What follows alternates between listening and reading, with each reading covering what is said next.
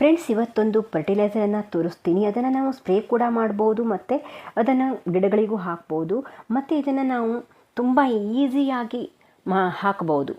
ಮತ್ತು ನಮಗೆಲ್ಲ ಟೈಮ್ ಇರಲ್ಲ, ನಾವು ಕೆಲಸಕ್ಕೆ ಹೋಗೋರು, ಮತ್ತು ವಾರ ವಾರ ಏನು ಫರ್ಟಿಲೈಸರನ್ನು ಮಾಡಿ ಹಾಕ್ತಾ ಇರೋದು, ಹಾಗಂತ ನಮ್ಮ ಗಿಡದಕ್ಕೆ ನಾವು ಫರ್ಟಿಲೈಸರನ್ನು ಹಾಕೋದ್ರೆ ಹೂವಾಗಲ್ಲ ಅನ್ನೋರಿಗೆ ಇದು ಒಂದು ಒಳ್ಳೆಯ ಫರ್ಟಿಲೈಸರ್ ಅಂತಲೇ ಹೇಳ್ಬೋದು. ಇದನ್ನು ನಾವು ಪೇಟೆಯಿಂದ ಅಥವಾ ಮೀಶೋದಿಂದ ಕೂಡ ಅಥವಾ ಆನ್ಲೈನಿಂದ ಎಲ್ಲ ಆನ್ಲೈನ್ ಶಾಪ್ಗಳಲ್ಲೂ ಕೂಡ ಇದು ಸಿಗುತ್ತೆ.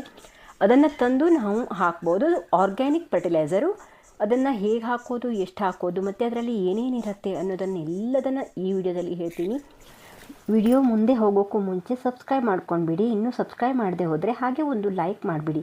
ನಿಮ್ಮ ಲೈಕ್ ನಮಗೆ ತುಂಬ ಖುಷಿ ಕೊಡುತ್ತೆ ಮತ್ತು ಯೂಟ್ಯೂಬ್ ಕೂಡ ಒಂದಷ್ಟು ಜನರಿಗೆ ಇದು ಕಳಿಸುತ್ತೆ, ಒಂದಷ್ಟು ಜನರಿಗೆ ಹೆಲ್ಪ್ ಕೂಡ ಆಗುತ್ತೆ. ಹಾಗೆ ನಾನು ಮಲ್ಲಿಗೆ ಗಿಡಕ್ಕೆ ಆರೈಕೆಗಳನ್ನು ಮಾಡಿ ತೋರಿಸಿದ್ದೆ ಮತ್ತು ಫರ್ಟಿಲೈಸರನ್ನು ಹಾಕಿ ತೋರಿಸಿದ್ದೆ ಮತ್ತು ಪೆಸ್ಟಿಸೈಡನ್ನು ಹಾಕಿ ತೋರಿಸಿದ್ದೆ. ಇನ್ಮೇಲೆ ಮಲ್ಲಿಗೆ ಮತ್ತು ದಾಸವಾಳ ಗಿಡಕ್ಕೆ ಆರೈಕೆಗಳನ್ನು ಹೆಚ್ಚು ಮಾಡೋದ್ರಿಂದ ಹೆಚ್ಚು ಹೂ ಬಿಡಲಿಕ್ಕೆ ಹೆಲ್ಪ್ ಆಗುತ್ತೆ.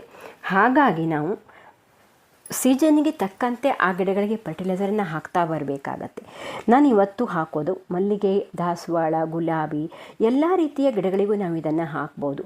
ಹೆಚ್ಚು ಹೂವಾಗಲಿಕ್ಕೆ ಲಿಕ್ವಿಡ್ ಹಾಕಬೇಕು ಮತ್ತು ಬೇಸಿಗೆಯಲ್ಲಿ ಹೆಚ್ಚೆಚ್ಚು ಲಿಕ್ವಿಡ್ಗಳನ್ನು ಹಾಕ್ತಾ ಇರಬೇಕು. ಡ್ರೈ ಫರ್ಟಿಲೈಸರನ್ನು ಹಾಕೋದ್ರಿಂದ ಗಿಡಗಳಿಗೆ ಶಾಖ ಹೆಚ್ಚಾಗಿ ಮತ್ತು ಅದು ಸುಡೋ ಸಾಧ್ಯತೆ ಇರುತ್ತೆ.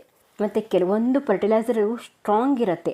ನಾವು ಬೇಸಿಗೆಯ ಟೈಮಲ್ಲಿ ಆ ರೀತಿ ಫರ್ಟಿಲೈಸರನ್ನೆಲ್ಲ ಹಾಕೋದ್ರಿಂದ ಗಿಡ ಹಾನಿಯಾಗತ್ತೆ. ಹಾಗಾಗಿ ನಾವು ಹೆಚ್ಚು ಲಿಕ್ವಿಡನ್ನು ಹಾಕೋದ್ರಿಂದ ಬೇಗ ಅಬ್ಸರ್ವ್ ಮಾಡ್ಕೊಳ್ಳುತ್ತೆ, ಬೇಗ ಹೂ ಬಿಡಲಿಕ್ಕೆ ಲಿಕ್ವಿಡ್ ತುಂಬ ಒಳ್ಳೆಯದು. ನೋಡಿ, ನಾನು ಈ ಲಿಕ್ವಿಡನ್ನು ಮಾಡಿ ಹಾಕಿದ್ದೆ, ಮಲ್ಲಿಗೆ ಗಿಡಕ್ಕೂ ಹಾಕಿದ್ದೆ, ಹಾಗೆ ಉಳಿದ ದಾಸವಾಳ ಗಿಡ, ಗುಲಾಬಿ ಗಿಡ ಎಲ್ಲವಕ್ಕೂ ಹಾಕಿದೆ. ತುಂಬ ಒಳ್ಳೆಯ ಫರ್ಟಿಲೈಸರ್, ತುಂಬ ಒಳ್ಳೆಯ ರಿಸಲ್ಟ್ ಕೊಟ್ಟಿದೆ. ಹಾಗೆ ಇದು ಪೆಸ್ಟಿಸೈಡು, ಇದನ್ನು ಕೂಡ ನಾನು ಮಾಡಿ ಹಾಕಿದ್ದೆ.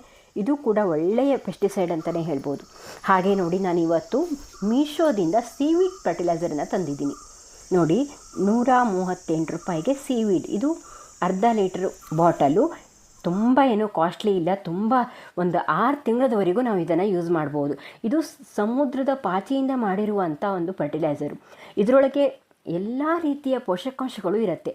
ಅಂದರೆ ನಮಗೆ ನಮ್ಮ ಗಿಡಗಳಿಗೆ ಬೇಕಾಗುವಂಥ ಮೇನ್ ಪೋಷಕಾಂಶ NPK, ಹಾಗೆ ಮತ್ತು ಕೆಲವು ಸೂಕ್ಷ್ಮ ಪೋಷಕಾಂಶಗಳು ಕೂಡ ಇದರಲ್ಲಿ ಇರುತ್ತೆ. ಸಮುದ್ರದ ಪಾಚಿಯನ್ನು ಎಕ್ಸ್ಟ್ರಾಕ್ಟ್ ಮಾಡಿ ಅವರು ಲಿಕ್ವಿಡ್ ಕೂಡ ಮಾಡಿರ್ತಾರೆ ಮತ್ತು ಕಾಳುಗಳ ರೂಪದಲ್ಲಿ ಕೂಡ ಬರುತ್ತೆ. ಅದು ಕಾಳನ್ನು ತರಿಸೋದಕ್ಕಿಂತ ನನಗೆ ಈ ಲಿಕ್ವಿಡ್ ತುಂಬ ಒಳ್ಳೆಯದು ಅಂತ ಅನಿಸುತ್ತೆ. ಬೇಸಿಗೆನಲ್ಲಿ ಹಾಕೋದಾಗ ಅಂದರೆ ಲಿಕ್ವಿಡನ್ನು ಹಾಕಬೇಕಲ್ಲ, ಹಾಗಾಗಿ ಕಾಳುಗಳನ್ನು ಈ ಮಳೆಗಾಲ ಟೈಮಲ್ಲೆಲ್ಲ ನೀವು ಕಾಳುಗಳನ್ನು ತರಿಸ್ಕೊಂಡು ಕೆಳಗಡೆ ಒಂದೊಂದು 4 ಕಾಳು ಮಣ್ಣಿನ ಕೆಳಗಡೆ ಹಾಕಿದರೂ ಕೂಡ ನಡೆಯುತ್ತೆ. ಅದು ಕೂಡ ಈಸಿನೇ. ಆದರೆ ನಾವು ಈ ಲಿಕ್ವಿಡನ್ನು ತರಿಸ್ಕೊಂಡಾಗ ನಮಗೆ ಸ್ಪ್ರೇ ಮಾಡೋಕ್ಕೂ ತುಂಬ ಈಸಿ ಆಗುತ್ತೆ. ಸ್ಪ್ರೇ ಮಾಡೋದ್ರಿಂದ ಫೋಟೋಸಿಂಥಸಿಸ್ ಕ್ರಿಯೆ ಹೆಚ್ಚಾಗತ್ತೆ, ಎಲೆಗಳು ಹಸಿರಾಗಲಿಕ್ಕೆ ಇದು ಹೆಲ್ಪ್ ಆಗುತ್ತೆ. ಹಾಗೆ ಬೇರುಗಳು ಸ್ಟ್ರೆಂತ್ ಆಗಲಿಕ್ಕೂ ಕೂಡ ಹೆಲ್ಪ್ ಆಗುತ್ತೆ. ಇದರಲ್ಲಿ ಎಲ್ಲ ರೀತಿಯ ಮೈಕ್ರೋನ್ಯೂಟ್ರಿಯೆಂಟ್ ಕೂಡ ಇರುತ್ತೆ. ಹಾಗಾಗಿ ಇದನ್ನು ನೀವು ತಿಂಗಳಿಗೆ 1 ಸಾರಿ ಹಾಕ್ಬೋದು. ತುಂಬ ಹಾಕೋ ಹಾಗಿಲ್ಲ. 1 ಲೀಟ್ರ್ ನೀರನ್ನು ತೊಗೊಂಡಿದ್ದೀನಿ ನಾನಿಲ್ಲಿ, ನೋಡ್ಬೋದು ನೀವು. ಇದನ್ನು ನಿಮಗೆ ಎಲ್ಲ ರೀತಿಯ ಆನ್ಲೈನ್ ಶಾಪ್ಗಳಲ್ಲೂ ಕೂಡ ಸಿಗುತ್ತೆ, ಹಾಗೆ ನಿಮ್ಮ ಫರ್ಟಿಲೈಸರ್ ಶಾಪ್ಗಳಲ್ಲೂ ಸಿಗುತ್ತೆ. ನೀವು ಮೊನೊಸಿಲ್ ಎಲ್ಲಿ ಸಿಗುತ್ತೆ ಅಂತ ಕೇಳಿದ್ದೀರಾ. ನಾನು ಆನ್ಲೈನಲ್ಲಿ ಸರ್ಚ್ ಮಾಡಿದೆ, ಆದರೆ ಸಿಕ್ಕಿಲ್ಲ. ನೀವು ಬೇಕಾದರೆ ಫರ್ಟಿಲೈಸರ್ ಶಾಪ್ಗಳಲ್ಲಿ ಕೇಳಿ ನೋಡಿ, ಅಲ್ಲಿ ಸಿಗ್ಬೋದು. ಇಲ್ಲಿ ರೇಟ್ ತುಂಬಾ ಇದೆ, ಬರೆದಿದ್ದಾರೆ 779 ಇದೆ. ಆದರೆ ಇದು ಅಷ್ಟೊಂದು ಕಾಸ್ಟ್ಲಿ ಏನಲ್ಲ, ತುಂಬ ಕಡಿಮೆ ರೇಟಲ್ಲೇ ನಮಗೆ ಸಿಗತ್ತೆ. ಇದನ್ನು ನಾವು ಬಳಸೋದು, ಇದು ಒಂದು ಬಾಟಲ್ ತಂದಿಟ್ಕೊಂಡ್ರೆ ನಮಗೆ ತುಂಬ ದಿನ ಬರುತ್ತೆ. ನಂದಂತೂ ತುಂಬ ಗಿಡಗಳಿದೆಯಲ್ಲ, ಹಾಗಾಗಿ ನನಗೆ ಒಂದು 6 ತಿಂಗಳಾದರೂ ಬರುತ್ತೆ. ಇದನ್ನು ಹಾಗೆ ಮತ್ತೆ ಮತ್ತೆ ವಾರ ವಾರ ಹಾಕೋ ಹಾಗಿಲ್ಲ, ತಿಂಗಳಿಗೆ 1 ಸಾರಿ ಹಾಕಿದರೆ ಸಾಕು. ನಾನು ಇಲ್ಲಿ ನೋಡಿ ನಿಮಗೆ 1 ಲೀಟ್ರ್ ನೀರಿಗೆ ತೋರಿಸ್ತಾ ಇದ್ದೀನಿ. 1 ಲೀಟ್ರ್ ನೀರಿಗೆ ಒಂದು 2 ರಿಂದ 3 ml ಹಾಕಿದರೆ ಸಾಕಾಗತ್ತೆ. ತುಂಬ ಹಾಕೋಕ್ಕೆ ಹೋಗಬೇಡಿ. ನೀವು 5 ಲೀಟ್ರ್ ನೀರನ್ನು ತೊಗೊಂಡ್ರೆ 5 ml ಹಾಕಿ, ಅಷ್ಟು ಹಾಕಿದರೂ ಕೂಡ ನಡೆಯುತ್ತೆ, ಸಾಕಾಗತ್ತೆ.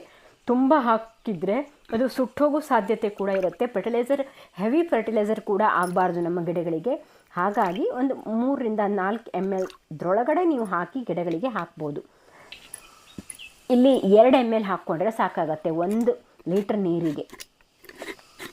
ತುಂಬ ಹಾಕೋಕ್ಕೆ ಹೋಗಬೇಡಿ. ಇದನ್ನು ನಾವು ನಮ್ಮ ಗಿಡಗಳಿಗೆ ಹೇಗೆ ಹಾಕೋದು ಅಂದರೆ, ಅದನ್ನು ನಾವು ಸ್ಪ್ರೇ ಕೂಡ ಮಾಡ್ಬೋದು. ನೋಡಿ ಇಲ್ಲಿ ದೊಡ್ಡ ML ಕೊಟ್ಟಿದ್ದಾರೆ. ಇದನ್ನು ನಾವು ಈ ತೋಟಗಳಿಗೆಲ್ಲ ಹಾಕೋದಾದರೆ ಇದರಲ್ಲಿ ಬಳಸ್ಬೋದು. ಹಾಗಾಗಿ ನಾನು ಚಿಕ್ಕ ನಾವು ಔಷಧಿಗಳನ್ನೆಲ್ಲ ತರ್ತೀವಲ್ಲ ಆ ರೀತಿ ಮಾಪನ ತಗೊಂಡಿದ್ದೀನಿ, ML ನೋಡಲಿಕ್ಕೆ ಅಷ್ಟೇ. ಅದರೊಳಗೂ ಕೂಡ ಕೊಟ್ಟಿದ್ದಾರೆ. ಹಾಗೆ ನೋಡಿ ನಾವು ಎಷ್ಟು ಚೆನ್ನಾಗಿ ಕಲರ್ ಬಿಟ್ಕೊಂಡಿದೆ. ಇದನ್ನು ನಾವು ನಮ್ಮ ಗಿಡಗಳಿಗೆ ಸ್ಪ್ರೇ ಮಾಡ್ಬೋದು. ಸ್ಪ್ರೇ ಮಾಡೋದ್ರಿಂದ ಫೋಟೋಸಿಂಥಸಿಸ್ ಕ್ರಿಯೆ ಹೆಚ್ಚಾಗತ್ತೆ. ಗಿಡಗಳಿಗೆ ಸ್ಪ್ರೇ ಕೂಡ ಮಾಡ್ಬೋದು. ಈ ವಾರ ಸ್ಪ್ರೇ ಮಾಡಿ ಮುಂದಿನ ವಾರ ಗಿಡಗಳಿಗೆ ಹಾಕ್ಬೋದು. ಇಲ್ಲ ನೀವು ಇವತ್ತು ಸ್ಪ್ರೇ ಕೂಡ ಮಾಡ್ಬೋದು ಮತ್ತು ಗಿಡಗಳಿಗೂ ಕೂಡ ಹಾಕ್ಬೋದು. ನಾನಿಲ್ಲಿ ಎರಡೂ ರೀತಿಯಲ್ಲಿ ಮಾಡಿ ತೋರಿಸ್ತಾ ಇದ್ದೀನಿ. ನೋಡಿ ಸ್ಪ್ರೇ ಬಾಟ್ಲಿಗೆ ಹಾಕ್ಕೊಂಡು ಇದನ್ನು ನಾನು ಎಲ್ಲ ಗಿಡಗಳಿಗೂ ಸ್ಪ್ರೇ ಮಾಡ್ತೀನಿ. ನೋಡಿ ಎಷ್ಟು ಚೆನ್ನಾಗಿ ಚಿಗುರು ಬರ್ತಾ ಇದೆ ಮಲ್ಲಿಗೆ ಗಿಡ ಅಂತ. ಅದಕ್ಕೆ ಗುಲಾಬಿ ಗಿಡ, ದಾಸವಾಳ ಗಿಡ, ಎಲ್ಲ ರೀತಿಯ ಗಿಡಗಳಿಗೂ ನಾನು ಇದನ್ನು ಸ್ಪ್ರೇ ಮಾಡ್ತೀನಿ. ಹಾಗೆ ಮಣ್ಣಿಗೆ ಹಾಕೋದ್ರಿಂದ ಬೇರು ಸ್ಟ್ರೆಂತ್ ಆಗುತ್ತೆ. ಬೇರು ಹೆಚ್ಚು ಬರಲಿಕ್ಕೆ, ಹೊಸ ಬೇರು ಬರಲಿಕ್ಕೆ ಹೆಲ್ಪ್ ಆಗುತ್ತೆ, ಹೊಸ ಚಿಗುರು ಬರಲಿಕ್ಕೆ ಹೆಲ್ಪ್ ಆಗುತ್ತೆ. ಮತ್ತು ಗಿಡಗಳು ಹಸಿರಾಗಿರುತ್ತೆ ನೀವು ಇದನ್ನು ಹಾಕೋದ್ರಿಂದ. ಯಾವಾಗಲೂ ಹಸಿರಾಗಿರಲಿಕ್ಕೆ ನೀವು ಈ ಇಂಡೋರ್ ಪ್ಲ್ಯಾಂಟ್ಗೂ ಕೂಡ ನೀವು ಇದನ್ನು ಹಾಕ್ಬೋದು, ಗಿಡಗಳು ಹಸಿರಾಗಿರಲಿಕ್ಕೆ. ಹಾಗೆ ಗಿಡಗಳ ಹೆಚ್ಚು ಗ್ರೋತ್ ಬರಲಿಕ್ಕೆ ಕೂಡ ಇದು ಹೆಲ್ಪ್ ಆಗುತ್ತೆ. ಇದನ್ನು ಮಾಡೋದಂತೂ ತುಂಬ ಈಸಿ. ನೀವೇ ನೋಡಿದ್ರಲ್ಲ, ತಂದ್ರಾಯಿತು, ನೀರಿಗೆ ಬೆರೆಸಿದ್ರಾಯಿತು, ಹಾಕಿದ್ರಾಯಿತು. ಇದನ್ನು ನೀವು ಲಿಕ್ವಿಡನ್ನೇ ತಂದ್ಕೊಳ್ಳಿ ಅಂತ ನಾನು ಸಜೆಸ್ಟ್ ಮಾಡ್ತೀನಿ. ಯಾಕಂದರೆ ಆ ಗ್ರ್ಯಾನ್ಯುವಲ್ನ ತಂದ್ಕೊಂಡ್ರೆ ನಾವು ಮಣ್ಣಿಗೆ ಹಾಕ್ಬೋದು, ಆದರೆ ಮಣ್ಣಿಗೆ ಹಾಕಿದರೆ ಅದು ಸ್ಲೋ ಆಗಿ ರಿಲೀಸ್ ಆಗುತ್ತೆ. ಹಾಗಾಗಿ ನಾವು ಲಿಕ್ವಿಡ್ ಹಾಕೋದ್ರಿಂದ ಇನ್ನು 1 ವಾರದೊಳಗಡೆ ನಿಮಗೆ ರಿಸಲ್ಟ್ ಗೊತ್ತಾಗ್ಬಿಡತ್ತೆ. ಲಿಕ್ವಿಡ್ ಹಾಕಿದರೆ ಲಿಕ್ವಿಡ್ ಬೇಗ ಗಿಡಗಳು ಅಬ್ಸರ್ವ್ ಮಾಡಿಕೊಂಡು ನಾಳೆನೇ, ಇವತ್ತು ಹಾಕಿದರೆ ನಾಳೆನೇ ಅದು ಆಹಾರವನ್ನು ಆ ಗಿಡಗಳಿಗೆ ಕೊಡಲಿಕ್ಕೆ ಶುರು ಇರುತ್ತೆ. ಹಾಗಾಗಿ ಲಿಕ್ವಿಡನ್ನು ಹಾಕಿ, ಮುಂದಿನ ವಾರ ಬೇರೆ ಯಾವುದಾದ್ರೂ ಲಿಕ್ವಿಡನ್ನು ಹಾಕಿ, ಇಲ್ಲ ಅಂದರೆ ತಿಂಗಳಿಗೆ ಒಂದು ಸಾರಿ ಆದರೂ ನೀವು ಈ ಲಿಕ್ವಿಡನ್ನು ಹಾಕ್ತಾ ಬನ್ನಿ. ಎಲ್ಲ ತರಕಾರಿ ಗಿಡ, ಎಲ್ಲ ಗಿಡಗಳಿಗೂ ಹಾಕಿ. ನೋಡಿ ನಾನು ಮೊನ್ನೆ ಸ್ಪ್ರೇ ಮಾಡಿದ್ನಲ್ಲ, ಬಿಳಿ ನೊಣ ಎಲ್ಲ ಕಡಿಮೆ ಆಗಿದೆ ಆ ಗಿಡದಲ್ಲೆಲ್ಲ. ಹಾಗೆ ನಾನು ಈ ಜರ್ಬರ್ ಗಿಡಕ್ಕೆಲ್ಲ ಪೌಡರ್ ಮಿಲ್ಡ್ಯೂ ಎಲ್ಲ ಬರುತ್ತಲ್ಲ, ಅದಕ್ಕೂ ಕೂಡ ನಾನು ಇದನ್ನು ಸ್ಪ್ರೇ ಮಾಡ್ತೀನಿ. ಇದರಿಂದ ರೋಗ ನಿರೋಧಕ ಶಕ್ತಿ ಹೆಚ್ಚಾಗತ್ತೆ. ಹಾಗಾಗಿ ನೋಡಿ ನಾನು ಮೀಶೋದಿಂದ ಅಜೇಲಿಯನ ತರಿಸಿದ್ನಲ್ಲ, ಚೆನ್ನಾಗಿ ಚಿಗುರು ಬರ್ತಾಯಿದೆ, ಅದಕ್ಕೂ ಕೂಡ ಹಾಕಿದ್ದೀನಿ. ನನಗೆ ಫೋಟೋದಲ್ಲಿ ಅದು ಬಂದಿರೋದೇ ಒಂದು, ಫೋಟೋದಲ್ಲಿ ತೋರಿಸಿರೋದೇ ಒಂದು, ಕಲರ್ ಬೇರೆ ಆಗಿದೆ. ಆದರೂ ಕೂಡ ಪರವಾಗಿಲ್ಲ, ನನ್ನ ಹತ್ರ ಇಲ್ಲ ಆಗಿತ್ತು, ಈ ಕಲರ್ ಬಂದರೂ ಪರವಾಗಿಲ್ಲ ಅಂತ ನಾನು ಇದನ್ನು ಇಟ್ಕೊಂಡಿದ್ದೀನಿ. ಓಕೆ, ಮೀಶೋದಲ್ಲಿ ತರಿಸಿದರೆ ಹಾಗೆ ಆಗತ್ತೆ. ಹಾಗೆ ನೋಡಿ ಚಿಕ್ಕ ದಾಸವಾಳ ಗಿಡಕ್ಕೂ ನಾನು ಅದನ್ನು ಹಾಕ್ತೀನಿ. ನಿಮಗೆ ಲಿಂಕ್ ಬೇಕಾದರೆ ಹಾಕಿರ್ತೀನಿ ಡಿಸ್ಕ್ರಿಪ್ಷನಲ್ಲಿ, ತಂದ್ಕೊಳ್ಳಿ. ಇವು ಎರಡರೂ ಈ ಲಿಂಕನ್ನು ನಾನು ಡಿಸ್ಕ್ರಿಪ್ಷನಲ್ಲಿ ಹಾಕ್ತೀನಿ. ಅಜೇಲಿಯಾ ಪ್ಲ್ಯಾಂಟಿಂದು ಮತ್ತು ಸೀವಿಡ್ ಫರ್ಟಿಲೈಸರಿಂದ ಎರಡೂ ಹಾಕಿರ್ತೀನಿ. ನೀವು ಬೇಕಾದರೆ ತರಿಸ್ಕೊಳ್ಳಿ. ಎಷ್ಟು ಚೆನ್ನಾಗಿ ಗುಲಾಬಿ ಹೂವಾಗಿದೆ ಅಂತ ನೋಡಿ. ಈ ಬೇಸಿಗೆಯಲ್ಲಿ ನಾನು ಬಿಸಿಲು ಬರೋವಂಥ ಜಾಗದಲ್ಲೇ ಇಟ್ಟಿದ್ನಲ್ಲ, ಹಾಗಾಗಿ ಗುಲಾಬಿ ಹೂವೆಲ್ಲ ಬೇಗ ಒಣಗೋಗ್ಬಿಡುತ್ತೆ. ನೋಡಿ ಈ ಮಲ್ಲಿಗೆ ಗಿಡದಲ್ಲಿ ಫರ್ಟಿಲೈಸರ್ ಹಾಕಿ ಕೊಟ್ಟ ಮೇಲೆ ಎಷ್ಟು ಚೆನ್ನಾಗಿ ಚಿಗುರು ಬಂದು ಹೂವು ಆಗ್ತಾ ಇದೆ ಅಂತ, ಎಷ್ಟು ಮೊಗ್ಗು ಬಿಡ್ತಾ ಇದೆ. ಮತ್ತು ಚಿಗುರು ಅಂತೂ ಎಷ್ಟು ತುಂಬ ಚಿಗುರು ಬರ್ತಾ ಇದೆ. ಈಗ ಇದನ್ನು ಕೂಡ ಹಾಕ್ತೀನಲ್ಲ, ಮತ್ತೆ ಹೆಚ್ಚು ಚಿಗುರು ಬರುತ್ತೆ. ಇದು 7 ಸುತ್ತಿನ ಮಲ್ಲಿಗೆ ಗಿಡ, ನೋಡ್ಬೋದು ಎಷ್ಟು ಚೆನ್ನಾಗಿ ಬಂದಿದೆ ಅಂತ. ಹೂವು ತುಂಬ ಪರಿಮಳ ಬರುತ್ತೆ. ಹಾಗೆ ಮಲ್ಲಿಗೆ ಗಿಡ ಮತ್ತು ದಾಸವಾಳ ಗಿಡಕ್ಕೆ ತುಂಬ ಈಸಿಯಾಗಿ ಮಾಡುವಂಥ ಮತ್ತೊಂದು ಫರ್ಟಿಲೈಸರ್ ಅಂದರೆ ಹ್ಯೂಮಿಕ್ ಆ್ಯಸಿಡ್. ಹ್ಯೂಮಿಕ್ ಆ್ಯಸಿಡನ್ನು ಹೇಗೆ ಮಾಡೋದು ಅಂತ ನೋಡಿ, ಈ ವಿಡಿಯೋ ಚೆಕ್ ಮಾಡಿದರೆ ನಿಮಗೆ ಗೊತ್ತಾಗತ್ತೆ. ನಾನು ಇದರಲ್ಲಿ ಡೀಟೇಲಾಗಿ ಹೇಳಿದ್ದೀನಿ. ಹ್ಯೂಮಿಕ್ ಆ್ಯಸಿಡ್ ಗೋಮೂತ್ರ, ಮಜ್ಜಿಗೆ ಮತ್ತು ಬೆಲ್ಲವನ್ನು ಹಾಕಿ ಮಾಡಿರುವಂಥ ಫರ್ಟಿಲೈಸರ್. ಈ ಥಂಬ್ನೇಲನ್ನು ನೋಡಿ ನೀವು ಅದನ್ನು ಸರ್ಚ್ ಮಾಡ್ಬೋದು. ಹ್ಯೂಮಿಕ್ ಆ್ಯಸಿಡ್ ಆಶ್ಚರ್ಯ ಪಡುವ ರೀತಿಯಲ್ಲಿ ಅಂತ ಹಾಕಿದ್ದೀನಿ. ಅದನ್ನು ಕೂಡ ನೀವು ಹಾಕಿ ಗಿಡಗಳಿಗೆ ಹಾಕ್ಬೋದು. ಹಾಗೆ ನೋಡಿ ಇದು ಸೇವಂತಿಗೆ ನಾನು ತರಿಸಿದ್ನಲ್ಲ ಆನ್ಲೈನಿಂದ, ಆ ಸೇವಂತಿಗೆ ಗಿಡ ನೋಡ್ಬೋದು, ಮೊಗ್ಗು ಕೂಡ ಬರ್ತಾ ಇದೆ. ಈ ಫರ್ಟಿಲೈಸರನ್ನು ನೀವು ಸೇವಂತಿಗೆ ಗಿಡಕ್ಕೂ ಹಾಕಿ. ಅದರಲ್ಲಿ ಒಂದು ಗಿಡ ಸ್ವಲ್ಪ ಬಾಡ್ದಾಗಿದೆ, ನಾನೇ ಏನೋ ಮಿಸ್ಟೇಕ್ ಮಾಡಿದ್ದೆ, ನೀರು ಸ್ವಲ್ಪ ಜಾಸ್ತಿ ಹಾಕಿದೆ ಅಂತ ಅನಿಸುತ್ತೆ. ನಾನು ಈ ಸೇವಂತಿಗೆ ಗಿಡಕ್ಕೆಲ್ಲ 2 ದಿವಸ 3 ದಿವಸಕ್ಕೊಂದು ಸಾರಿ ನೀರನ್ನು ಹಾಕ್ತೀನಿ ಅಷ್ಟೇ. ಆ ರೀತಿ ಹಾಕಿದರೆ ಮಾತ್ರ ಅದು ಬಚಾವಾಗತ್ತೆ.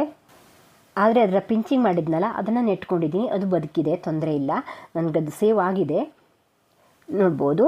ಹಾಗೆ ಇವೆರಡು ಫರ್ಟಿಲೈಸರನ್ನು ಹಾಕಿ ನೋಡಿ. ಇವೆಲ್ಲ ಫರ್ಟಿಲೈಸರನ್ನು ಹಾಕಿ ನಿಮ್ಮ ಗಿಡಗಳಲ್ಲಿ ತುಂಬ ಚೆನ್ನಾಗಿ ಹೂ ಬಿಡುತ್ತೆ ಅಂತ ಹೇಳ್ತಾ ಈ ವಿಡಿಯೋನ ಇಲ್ಲಿಗೆ ಮುಗಿಸ್ತಾ ಇದ್ದೀನಿ.